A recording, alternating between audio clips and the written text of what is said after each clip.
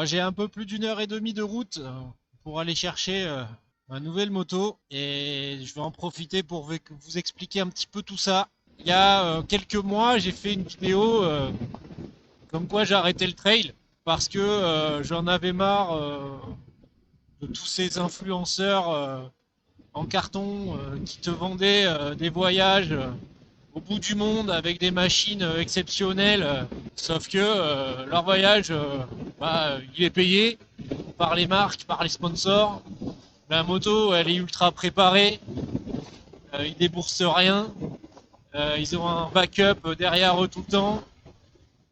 Donc bon, on avait un petit peu marre de ça et c'est pour ça que je vous avais dit que je revendais la Touareg parce que le trail me commençait à prendre la tête et voilà. Bah, c'était un mensonge, mais c'était pas un mensonge pour vous, c'était un mensonge de ma part pour moi. Valider une chose qui me faisait un petit peu mal, c'est que je devais me séparer de cette moto parce que bah j'avais des problèmes d'argent, tout simplement. Il fallait que je me sépare de la moto. Alors le problème c'est que moi j'ai pas de voiture, c'est ma femme qui en a une et elle s'en sert pour aller au boulot. Donc moi il faut que je me déplace. Donc il fallait que je rachète une moto de toute façon. Donc voilà. Donc c'est la réelle raison pour laquelle j'ai vendu la Touareg, c'est que j'avais besoin d'argent. J'avais besoin de renflouer vraiment les caisses à ce moment-là. Et ça m'a permis de le faire, hein, parce que j'ai fait quand même une très très bonne vente avec la Touareg. Et j'ai pu racheter le Shiver pour une bouchée de pain. Et en fait, d'avouer ce petit échec d'argent, bah, je me suis auto-convaincu que c'était la bonne solution, que de toute façon, le trail en France aujourd'hui, c'est plus que c'était il y a 10 ans et ce qu'il y a 15 ans, et enfin voilà quoi, que c'est en train de devenir un peu n'importe quoi. Ce qui est pas totalement faux, je continue, et c'était finalement un demi-mensonge pour moi, parce que la réalité des choses, c'est que plus les jours passent, plus les mois passent, et plus les panneaux d'interdiction pour aller dans les chemins fleurissent. Et je me suis dit, bah voilà, je vais rerouler en roadster. J'avais fait mes premières armes, on va dire, en roadster pendant des années.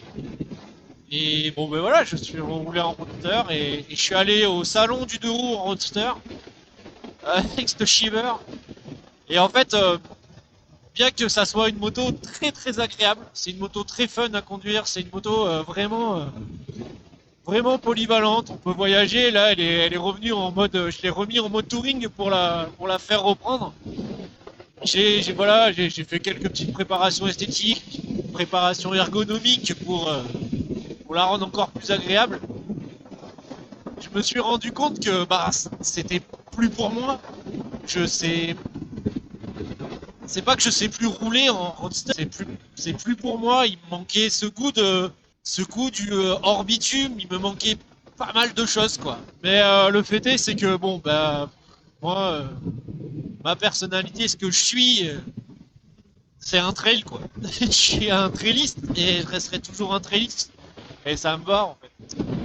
Ah, financièrement, ça va beaucoup mieux. J'ai pu me renflouer les caisses avec la vente de la Touareg. J'ai pu faire quelques petits trucs d'ajustement qui ont fait que voilà, ça va beaucoup mieux. Et j'ai fait une chose il y a 2 semaines que je déteste faire. Salut. J'ai fait une chose que vraiment, je déteste faire. J'ai pris un crédit. Alors vous allez me dire, mec, t'es complètement con. Pourquoi il n'y a rien de fou à prendre un crédit, tout le monde fait ça, tous les Français font ça aujourd'hui. Ouais, je sais. Je sais pas. C'est une question de principe. On m'a éduqué comme ça. Je fais pas de. C'est le deuxième crédit que je prends dans ma vie. J'ai 40 ans et voilà. Et donc là, je prends un crédit jusqu'en 2031 pour une moto et je me suis dit, bah, tant qu'à changer de moto, enfin, si je dois changer de moto, bah, j'achète la moto de mes rêves. Sauf que la moto de mes rêves, à mon niveau de budget, pour moi, elle est inaccessible. C'est pour ça que c'était la moto de mes rêves. On a tous une moto de rêve, peu importe le budget, on s'en fout, c'est pas la question. Mais on a tous une moto de rêve qui est pour nous inaccessible parce que sa rareté, son prix, enfin voilà. Et pour moi, elle était inaccessible. Quand je suis allé l'essayer, pour moi c'était une moto de rêve, donc je l'essayais pas parce que quand c'est une moto de tes rêves, tu veux pas être déçu en fait. Tu te dis, ah, si jamais je l'essaye et que c'est une daube et tout, je vais être trop déçu, c'est trop chiant. Et en fait, je l'ai essayé et ça n'a fait que amplifier mon rêve. On m'a dit, mais finance-la, il y a pas, on fait un dossier de financement et puis on voit si ça passe. Et j'ai fait, bah, ouais, en fait, bah ouais, carrément. On fait un dossier de financement et on voit si ça passe. Et au pire, si ça passe pas, ben ça passe pas, c'est pas grave, je suis pas non plus à pied, j'ai le shiver, ça va, tu vois. Et donc, ben, on fait le dossier de financement et c'est passé. Et c'est passé crème même. C'est ça qui est fou. C'est que il y a 4 mois, j'étais vraiment à la dèche complète. Vraiment, c'était très compliqué. J'ai eu beaucoup de soucis. Voilà, j'ai dû faire j'ai dû faire des choix, j'ai dû faire des choix personnels qui m'impactent encore aujourd'hui. Mais bon, voilà, et aujourd'hui ça va mieux, donc voilà, donc c'est passé crème et c'est trop cool. Voilà ce que je vais faire là, après 1 heure et demie de route, je vais aller me chercher la moto de mes rêves. Je vous dis, je suis pas quelqu'un qui montre beaucoup ses émotions, je suis toujours un peu dans la retenue, même quand c'est un truc ultra cool qui m'arrive. Voilà, je suis un peu dans la retenue, mais là, honnêtement, je suis comme un gamin. Vraiment, je suis vraiment comme un gamin. Ouais, ça va être trop bien. Ça va être vraiment le feu ultime.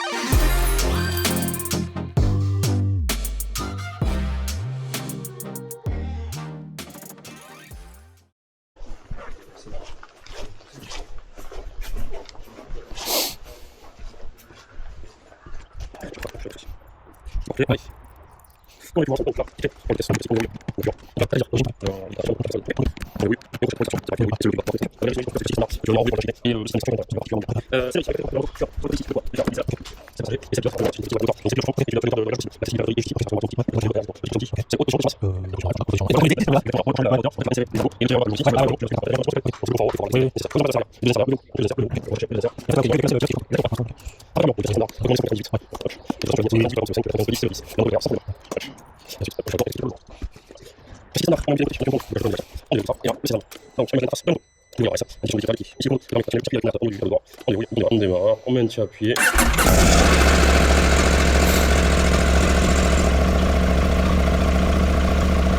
Elle est des katas, hein. Et le coupe-circuit permet d'éteindre que le moteur.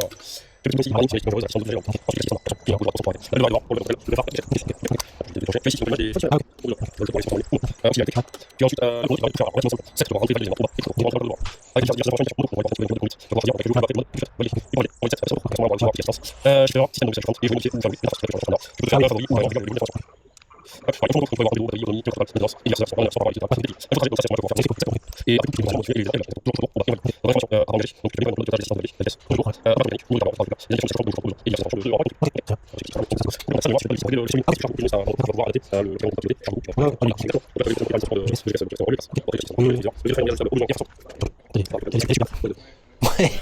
Casino, allez, d'occasion Ouais. Casinov. Ah bah ouais, Donc, mais pas- écoute, heureux que tu sois un homme comblé. Bon, voilà, je viens de faire un petit peu de route avec. Et quel bonheur! Je viens de faire quasiment 1h20 de route avec. Et quel bonheur cette moto, mais quel bonheur! C'est un truc de fou cette moto. Donc voilà, voilà la nouvelle moto.